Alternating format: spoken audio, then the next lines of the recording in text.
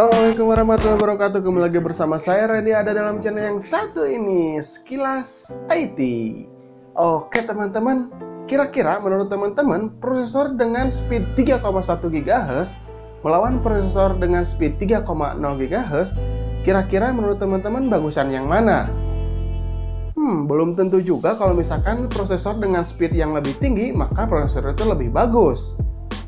Tapi sebelum itu saya akan sekilas membahas tentang apa prosesor itu. Prosesor disebut juga sebagai CPU, Central Processing Unit. Prosesor memiliki peranan utama dalam sebuah PC atau desktop sebagai komponen utama yang mengeksekusi segala perintah yang diberikan oleh pengguna lewat aplikasi dan sistem operasi yang terinstal pada sebuah desktop atau PC tersebut. Nah, kan di setiap prosesor itu selalu ada ukurannya ya, GHz gitu. GHz itu adalah ukuran speed prosesor. Dulu awalnya hitungannya hanya Hertz, terus berkembang menjadi megahertz. Dan sekarang kebanyakan prosesor menggunakan gigahertz. Makanya teman-teman di prosesor pasti ada kan yang 1 GHz, 2 GHz, 3 GHz hingga 4 GHz. Nah, itu adalah satuan di mana seberapa banyak si prosesor menyelesaikan satu siklus perintah dalam 1 detik. Nah, maka 1 GHz itu berarti si prosesor menyelesaikan siklus sebanyak 1 miliar kali per detik. Jadi 1 GHz itu si prosesor melakukan kinerja sebanyak 1 miliar kali per detik.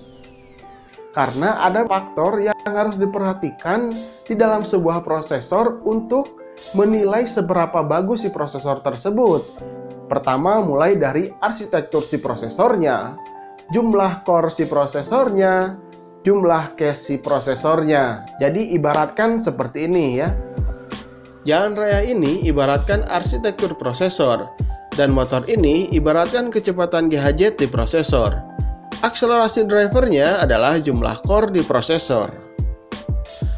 Ketika kecepatan motor A lebih cepat tapi jalannya berkelok-kelok, maka motor ini agak lebih lambat dibandingkan dengan motor B berkecepatan di bawahnya tapi berada di jalan yang lurus dan lebih efisien.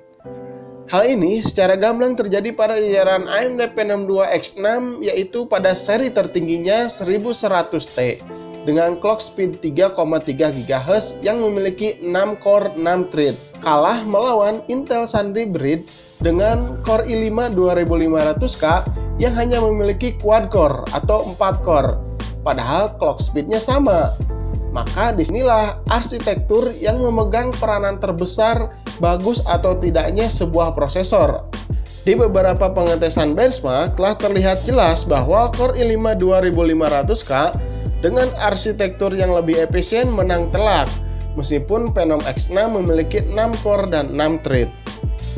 Oke teman-teman, jadi jangan nilai prosesor itu dari speednya saja. Perhatikan dari jumlah core-nya, jumlah thread-nya, dari TDP-nya, dan yang paling penting yang teman-teman harus perhatikan adalah generasi dari si prosesor tersebut.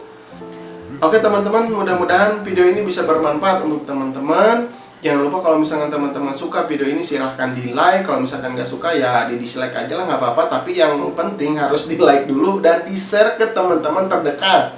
Jangan lupa teman-teman subscribe channel ini untuk membantu perkembangan channel ini lebih berkembang lagi. Oke, cukup sampai di sini dulu. Saya Randy Adha, Sekilas IT. Assalamualaikum warahmatullahi wabarakatuh. Salam teknologi.